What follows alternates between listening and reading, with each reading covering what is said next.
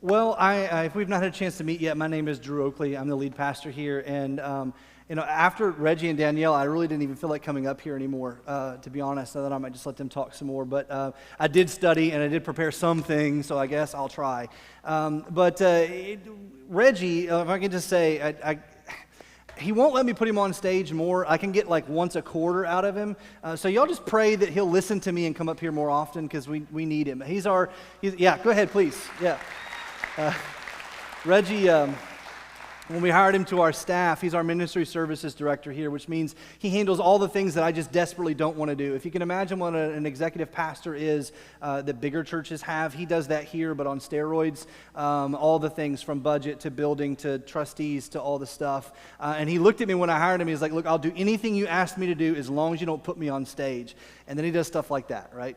So listen, today's Pentecost. And if you don't know what that is, as Danielle said kind of at the beginning, it's really the celebration of the birth of the church. So I thought today, as we're kind of in transition, I'm starting a brand new big series next week, that we just take kind of pause for a minute to roll the curtain back and talk about our church for a second. To let you behind the veil and see how things work around here, why we do what we do. And if you're new, this is probably going to be new to you, but if you've been around a while, I hope this is review. I hope this is something that you understand. To start by laying all our cards on the table, I just want to kind of make an early on joke about myself before I joke about anybody else. So this bumper we just watched, this 35-second thing, I did that. And it has literally nothing to do with the message that I'm doing today. See, Jamie was on vacation this week, and I've got Michael filming for my next big thing that's coming in the series we're starting next week. And so I said, hey, I had that class in college. I can do this. And my favorite was like the 10-second look at the stoplight thing that happened in there. I started this with fire because it's Pentecost, and it looked like the total wrong vibe. So I went with rain. I don't know. It is what it is. But we have this incredible production team that I ask so much of here, and they're working very hard on what we're doing next week. But I said, hey, I'll do 30 seconds, and this is what you get when I do things I'm not supposed to do, okay? That's how this works. But today, here's what I want to do. I just want to roll the curtain back a minute and tell you about who we are, why we're here, and maybe what your part in all of this is, because Pentecost is the birth of the church, and hey, guess what? We're a church. So what is it? What is our place in all of this? Where do we belong in this grand thing that God is doing in our world? So just a little history lesson if you don't know this. About 25 years ago, a group of people got together and they said that they at first didn't want to plant a church. They kind of wanted to just start a revival, but ultimately decided that they needed to plant a church. But when they got together, a couple of those guys sat down next to each other, and we got to see this amazing video on our anniversary earlier this year. They basically said, look, we don't want to start a normal church, okay? Tuscaloosa's got enough churches, okay? They don't need another church. What they need is a church that unchurched and dechurched people love to attend. Not a church for unchurched and dechurched people, okay? Because you got to have church people. I'm a church people. That's where I grew up. But that what we realized is the mission of our church, the whole point of having church in the first place is that you would create a space that people who don't know who Jesus is would have a chance to get to know him. And so this was the idea that TCAT was kind of spawned out of. Now, this is biblical, just so you know. I'm going to read this very quickly because I just read it a couple weeks ago. But this all comes from the Great Commission, what Jesus said as his last act, the last thing he wanted to give to his disciples before he headed back to heaven. This is what he said. So, all authority, Jesus is saying this, all authority in heaven and earth has been given to me. Therefore, go and make disciples, right? Make more followers. Make more people who understand this whole thing that God is doing in the kingdom. Make disciples of all the nations, baptizing them in the name of the Father and the Son and the Holy Spirit, teaching them to obey all that I have commanded you. And lo, I am with you, and surely I am with you always to the very end of the age. There comes that King James out of me again. Sorry. Anyway, so here's the point. Okay, so this is the scriptural mandate. We want to create a church, unchurched, dechurched, people love to attend, a church for everybody, basically, in our community, that the gospel is for everybody. And so I came along a couple of years ago, and TCAT's had its ups and downs and journeys and different pastors and all that stuff through the ages. But when I came here a couple of years ago, I summarized all that and said, here's what we're going to do. We are going to lead people into a growing relationship with Jesus. Okay? If we lay all our cards on the table, which I say this every time that they allow me to do the welcome, we want to give you Jesus. That's it. Okay, this is it. This is the whole thing for us, is we want to lead you into a growing relationship with Jesus, because there's enough of us that are in this room that have been so transformed and so changed and so flipped upside down by what Jesus has done in our lives that we want to see you have that too. That our goal really is for you to have a relationship with the Son of God. And for some of you, like, you're in all different places of faith. Some of you have been following Jesus for a long time, and some of you sitting in this room, you got invited because Mama promised you lunch this afternoon, and you don't know anything about anything. That's totally cool. You're in a room of people just like you. But what we want for you, okay, so the agenda is out there, and you don't think we're doing a bait and switch. This is what we want for you. We want to lead people into a growing relationship with Jesus. Now, I'm a weirdo when it comes to church, because I had a lot of church baggage, just so you know. Growing up, I'm the son of a preacher's kid, and was in church every time the church doors were open. But I went to one of those little city churches, country city, like county seat churches, and I walked out of that when I was 18 with a lot of stuff, and a lot of it was my fault. But I just got really cynical about church. I got really cynical about faith for a long time. And so when I came back, part of this is probably pride, just to be completely transparent, for laying all the cards on the table. But I don't want to do church like church. I don't know. I just don't. Like, part of me feels like that some of the things that I grew up with and some of the hurt that I have and the problems I have was because nobody ever assumed that I was sitting there asking questions, that nobody ever assumed that I had things, right? Because I grew up in the Methodist church, just so you know, all the cards on the table. And as a kid, when you joined the church, they gave you this little membership card, like literally a laminated card that I kept in my pocket that said this was me. I was a card-carrying Methodist. You ever heard that before? That was me. And so no one ever assumed I had faith questions because, oh, he's good, he's arrived. And so when I got back into church, I said, I just don't want to do this membership thing, right? Like, I have no desire. And so if you know this if you've been around long enough, but if you don't, here you go. We don't have a membership role here at TCAP. Now, we have your names, and we, obviously communicate with you, but there's no book that you sign, okay? There's no card we're going to hand you that say you're a TCAP person. Because, again, we want to give you Jesus, so really what I want you to be a part of is this kingdom that God is up to. So then you say, okay, because this is the question if you're a church person, you're asking, well, then how do you know who's in? Well, we don't measure membership. We don't measure, those typical things. We decided that we were going to talk about this thing called engagement. Engagement.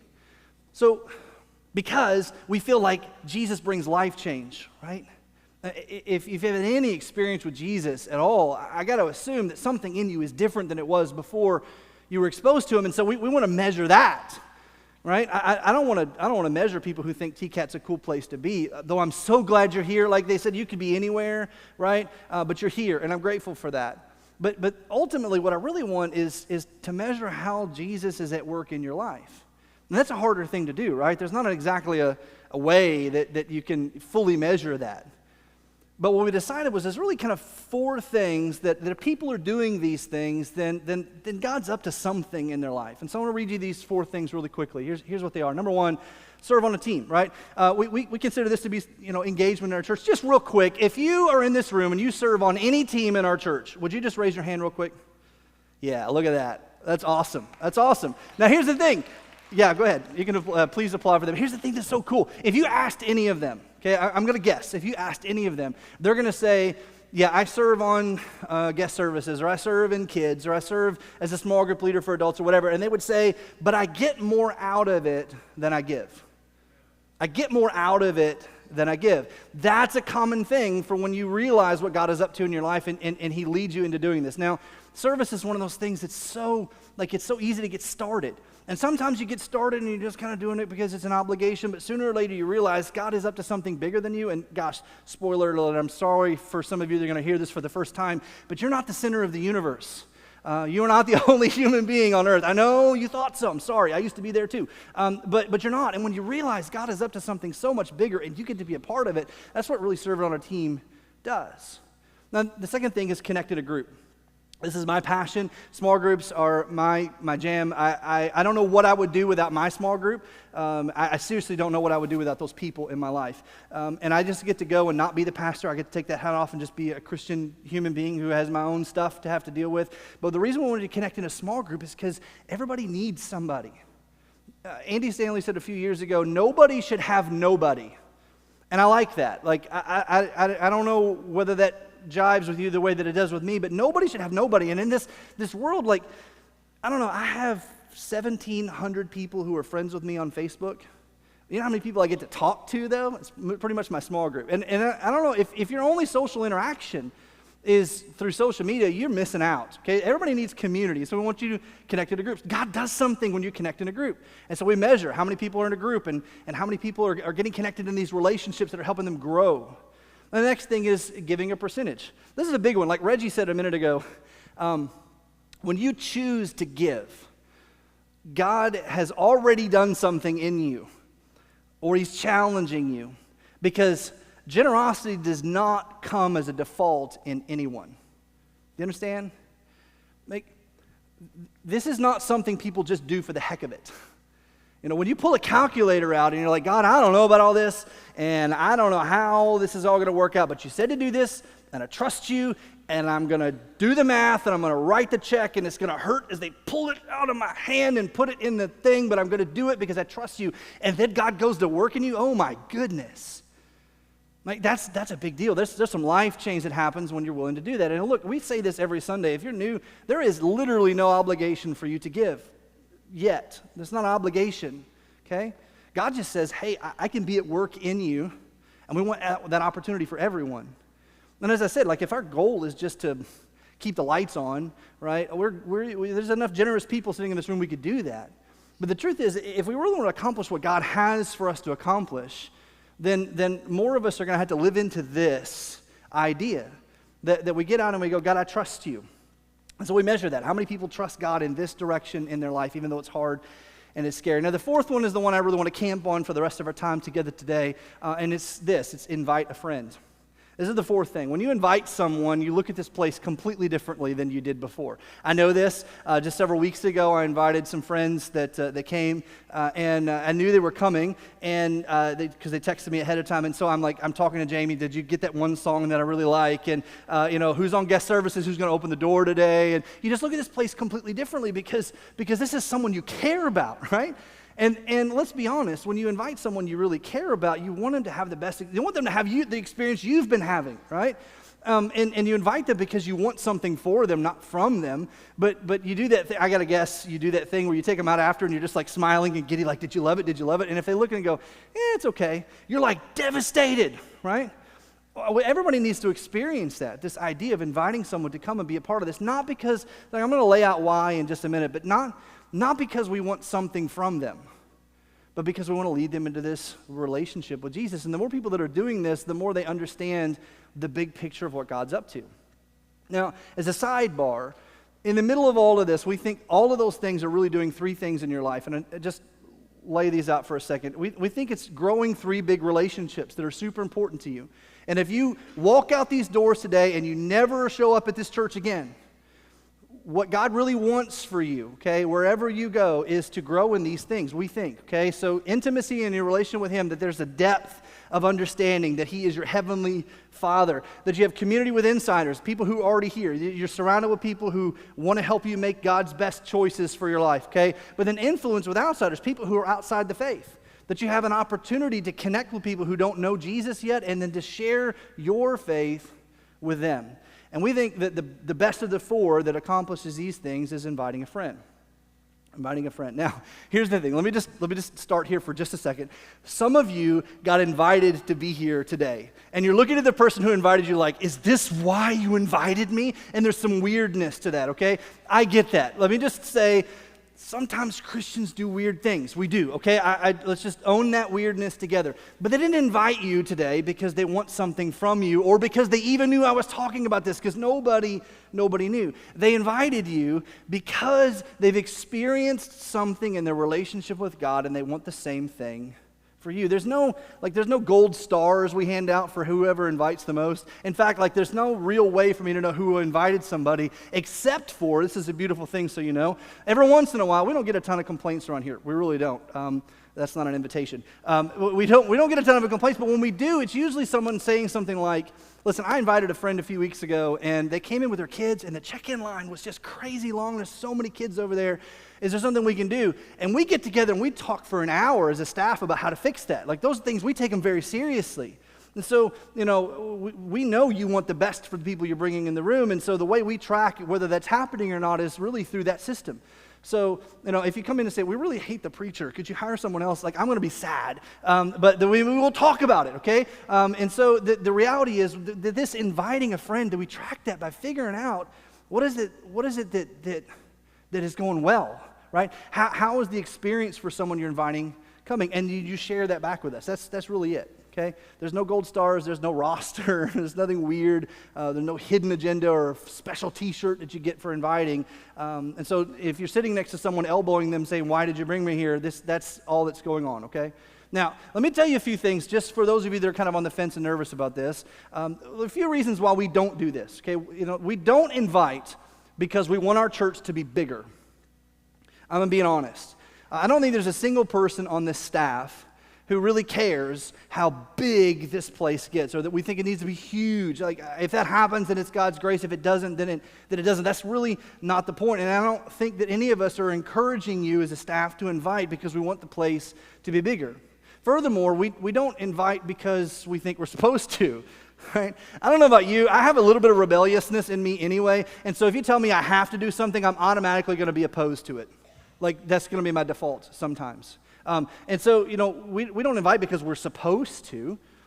This isn't some sort of thing where we feel like there's an obligation. We also don't invite because we think there's something wrong with you. I hope that's not a feeling you get. If someone invited you because they say, look, you're messed up and you need to come to church. I don't know. I hope that's not the vibe that you got, but that's not really the centerpiece of it either. Here's the thing. Why do we invite? Why do we invite people to come and be a part of what's happening at this church, in this community? Well, because Jesus makes our lives better. And he makes us better at life. If I could just make an I statement for a minute, I can say with all certainty that, I grew up in the church, and it was kind of what you might call just like I understood the church culture. I knew how to do church, but I was not following Jesus, and I didn't really understand this relationship that he wanted with me or for me, and so there was no buy-in from me as a part of my relationship with God early on. But now that I'm following Jesus, my life is better.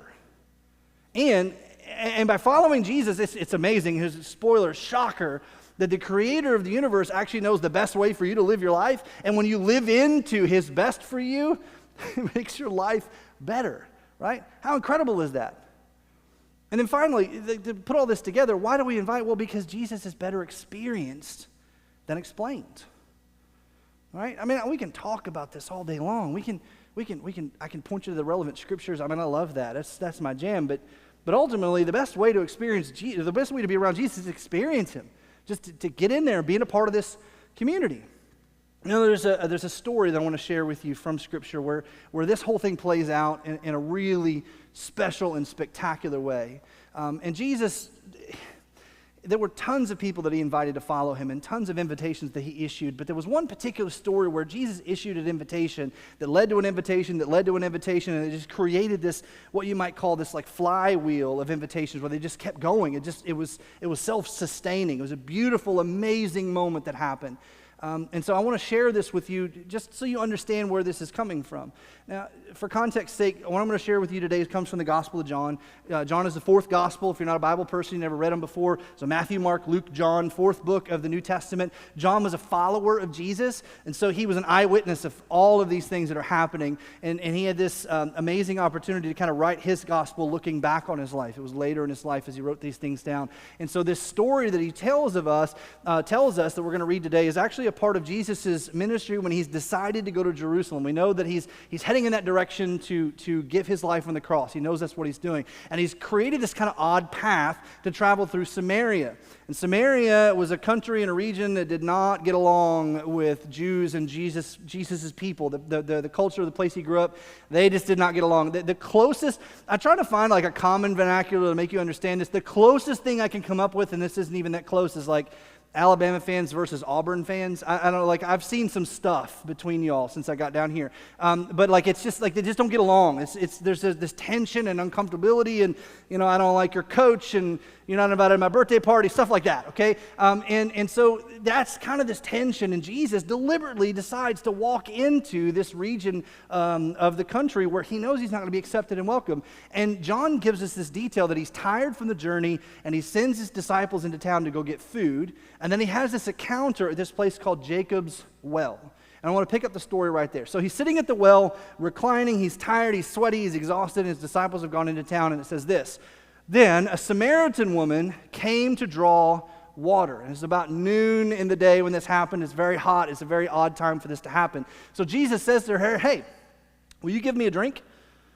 Will you give me a drink? So Jesus begins this conversation with a woman who's not, again, a couple of things wrong with this that you might not pick up on. It's the middle of the day. She's gone to get water. It's too hot for her to be there. No one else is there. There was probably an expectation that it would just be kind of quiet and empty. But she shows up and Jesus is reclining against the well. It makes her uncomfortable. You can realize and infer from the story she chose to be there because she wanted to be away from everyone else.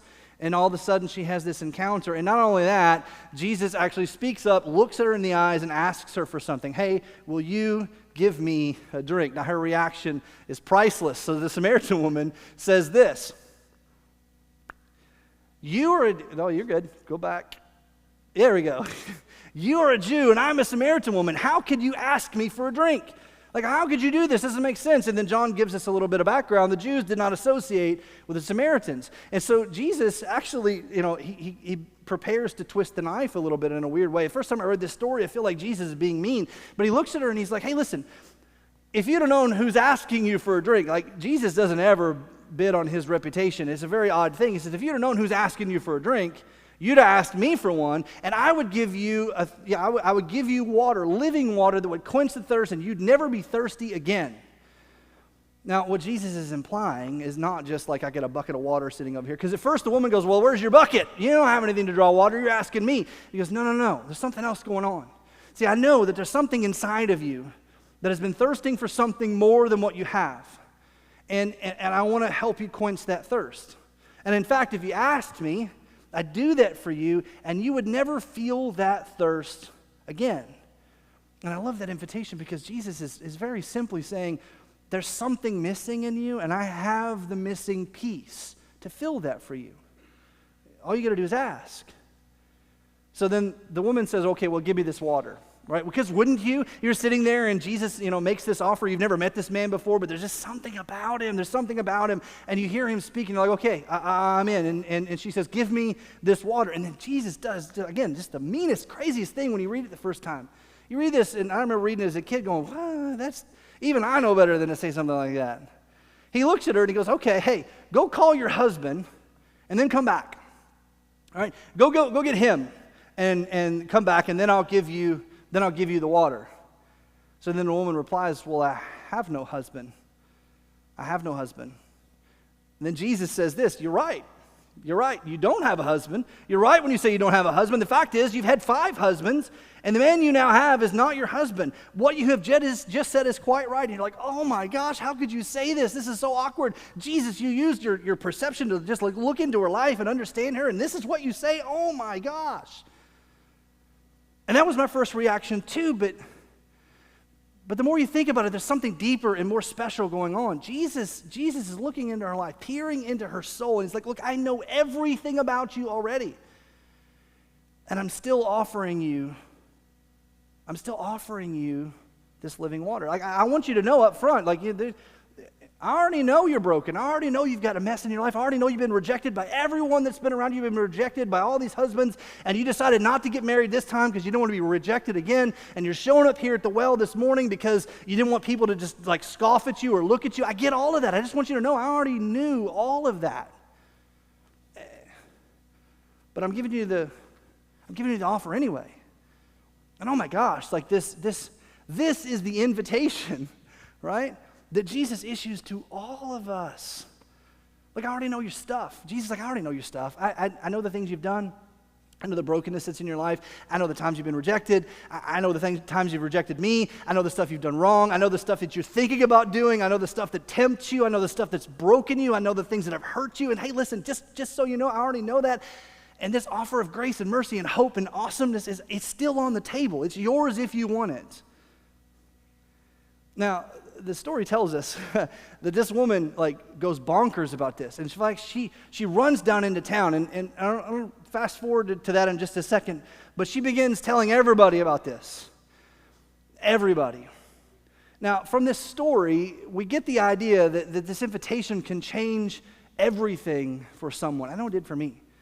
When I, again, grew up in church and all the things, but when I was running from God, and I had a handful of men that sat down with me and issued me this statement. They told me about this Savior. They told me about this Jesus, which was not the Jesus I'd really grown up knowing.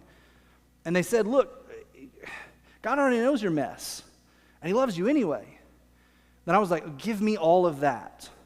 And it was those men who issued that invitation in that moment and walked with me through all of my stupidity and all of my questions and all of my concerns. And because of their influence, I'm a Jesus follower today. But how did they know to do that, right? Because I'm going to guess, if you're a Jesus follower and you've been leaning into this story, like, okay, I get it. We're supposed to invite. God can change lives. I get all that. But how am I supposed to know how to do this? Well, over the years, we've kind of put together 3 statements that you listen for. And when you hear these things, that's your cue to tee it up. This is your cue and your opportunity to lean in and go, listen, I want to invite you to come and sit with me. I want to invite you to come and sit with me and experience Jesus. So here's the 3 things. We call them the 3 knots, which is that stupid logo that I put together at the beginning of this message in the bumper. Okay, the 3 knots. The very first one is you hear someone saying, something's not going well. In my case, right? These people who leaned into me, and again, my wife who had more faith than me when we were together for the longest time, all this stuff kind of became influence in my life, and they realized that I was leading my life the way I wanted to lead it, and nothing was going right. It was not going well. And when they heard me vent or be frustrated or bitter or whatever else that was kind of coming out of me, they heard that was underneath of that was hurt. Because that's the truth. If you find yourself today and you're bitter and you're angry and you're frustrated, then you're under all of that, you're sad and you're hurt. That's what causes that. And rather than just like brushing me off, these guys went, this life is not going well for you. I would like you to come sit with me. Now, the second thing is not prepared for you. Listen for someone who says they're not prepared for. I've made this joke a couple of times. I won't belabor you with it too much. But when we found out that we were going to be parents, I'm not making this up. I was sitting in the floor of our house in Georgetown, Kentucky, playing Xbox with my college best friend when my wife walks in and says, "You're going to be a dad." Not making it up. I was sitting in the floor. I was shocked, okay? I was not ready. I was not mature enough. I had no idea what was going to happen. And I basically had 9 months to figure it out, right? And so we go to the hospital. They put this baby boy in my arms and say, "Here's your son." And I'm like, "You're going to leave this with me? Are you kidding?" I was not prepared for that. Now, there's a dozen things, okay? You hear people say all the time, "I'm not prepared for this job change. I'm not prepared for this move we have to make. I'm not prepared for this thing, this diagnosis. I'm not prepared for this thing that's happening in our family. I just don't know what to do with all of this." And that's when you say, "Hey, would you come sit with me?" Not taking advantage, right? I'm not taking advantage of you. We just we feel like Jesus is the answer to the things you're wrestling with, and so we just want to give you this place to let you experience Jesus. And then the third one is they're not in church. When I was out of church, I liked to talk about this in a very militant way, just so you know where I was at. I was actually proud not to be in church for a season of my life because I was so upset about it. And now look at me now, right? But when people say this, even me doing that, this was a cry from me. When I said this, I was in the more of the lines of going, I think I know I'm supposed to be connected to a community. I think I know I'm supposed to be connected to God, but I don't know how, and I don't really want to, so here I am. And so when you hear this, it's an opportunity for you to go, look, I get all that. I get all of that. And I can bring you to a room full of people who get all of that, and we'll push all that out of the way and just let you hear Jesus for a second. Would you come and sit with me? This is this really stupid way to put this, okay? But here's how you're going to know how to invite. See, these cues will tell you the who's. I don't mean the band, okay? The cues will tell you the who's. Who am I supposed to invite? Who am I supposed to build a relationship with? Who am I supposed to be? Who has God put in my pathway that I can have an opportunity to talk to about all of this? Because everybody needs to know. And there's no agenda, okay? That's the great thing about this. So we don't want anything from you. We want something for you. And knowing that, hearing these things will tell you who you have an opportunity to tell about Jesus. Now, whether you think, and let me just talk to those of you that are already Jesus followers for just a second, okay? So if you're in this room, you're already a Jesus follower, I just want to say something really quick, okay? You may be thinking to yourself, well, I don't have that spiritual gift, so that's not me. Unfortunately, you are wrong, because Jesus issued a mandate that his followers were supposed to go into all the world and to tell this story. And so whether you think you're gifted or better gifted than somebody else or less gifted than somebody else, all of us have this opportunity that had been handed to us and said, live it out. So let me tell you what could happen. Let me show you the rest of the story that might entice you to kind of sort of live into this, okay? So the end of the story goes like this. John records it this way. So the woman hears this. She has this conversation with Jesus, and she leaves her water jar. The only reason she went up on the hillside in the first place. She dumps the water jar. She runs down into town. It says, then, leaving her water jar, the woman went back to town and said to the people, come see a man who told me everything I ever did, right? Come meet a person who knew everything about me, but loved me anyway. And here's what happened. So she starts telling them, and they're like, oh my gosh, we want to know more. And so like at first, they just run up to the hillside to start talking to Jesus, and Jesus does what Jesus does. He looks into their lives, and he shares this kingdom, this upside down thing that God is up to with them, and they're so stoked, and they're just like completely on fire with what he's saying, which is odd because they're not supposed to get along with each other. But there was something about Jesus. People who were nothing like Jesus liked Jesus. That's a big deal. And eventually, right? Eventually, many of the Samaritans from that town believed in him. Because of the woman's testimony, he told me everything I ever did. So when the Samaritans came to them, right, the disciples have come back at this point, and they're like, what is going on, Jesus? We left for like 10 minutes, and you got a whole crowd up here. Oh, what on earth? So they urged him to stay with him, and he stayed, right? Jesus, will you please stay in this town that you were just passing through? Give us a little bit more time. They stayed, and because of his words, many more became believers. So in this moment, he issues a simple invitation to this woman who goes down and runs through town to tell everybody she knows, and the next thing you know, the whole town is upside down following Jesus. And then eventually, they look at the woman and they say this is awesome. So they said to the woman, we no longer believe just because of what you said. Right? We heard you, and this was great, and we're glad you invited us, and that was really the starting point. But now we have heard for ourselves. And we know that this man really is, get this, the Savior of the world. Today, 2,000 years later, we are sitting here today because of the perpetual invitation that began here. Do y'all see that? Like this was kind of the moment where Jesus issues this invitation really for the first time. And in fact, if you watch the show The Chosen, again, church people, just for a second, I love this scene because he really leans into the woman and says, don't you understand, I only came here because I knew you would be here today.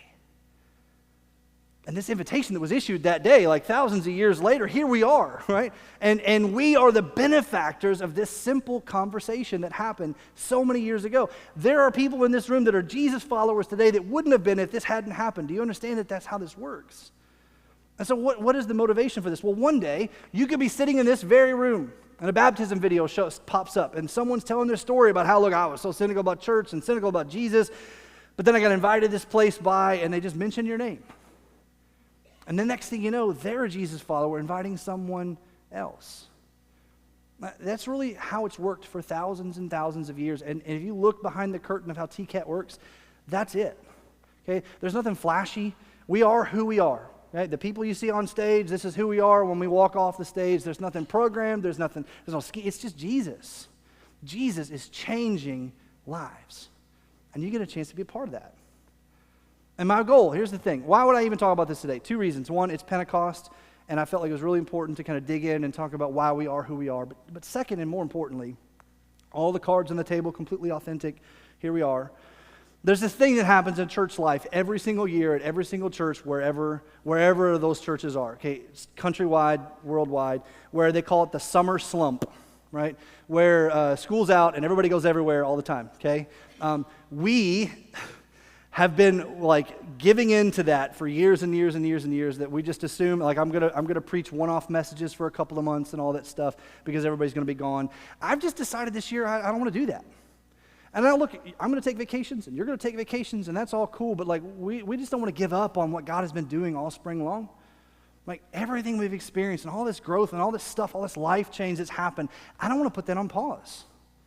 And so here's my challenge, that we would just keep leaning into this mission all summer long.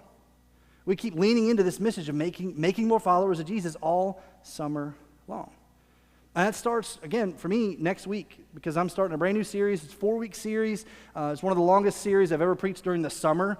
And we're digging into something about excuses. We're calling it Own It. And it's going to be incredible. I'm really excited to share it with you. That's going to help you lay down your excuses and actually get some progress done in your life. And I cannot wait to share with you starting next week. So that's it. That's the challenge. This is who we are. This is our DNA. This is why TCAT exists. And this is what we want for you. So let's just go live it. Let me pray for you. Heavenly Father, I just want to thank you so much for the people who come here today and listen to me as I talked way too long today. But God, I'm so grateful for what you've done in my life. And there's so many of us in this room that have been changed and transformed by you. And we just want that for everyone we see. So God, would you just continue to use us in that way, in spite of ourselves, if that's what it takes, so that others will know the great mercy and love that you offer, that following you will make them better at life. Lord, we love you. We ask it all in Jesus' name. Amen. Thank you all so much for coming this week. God bless you. Hey, thank you. We'll see you next week, okay?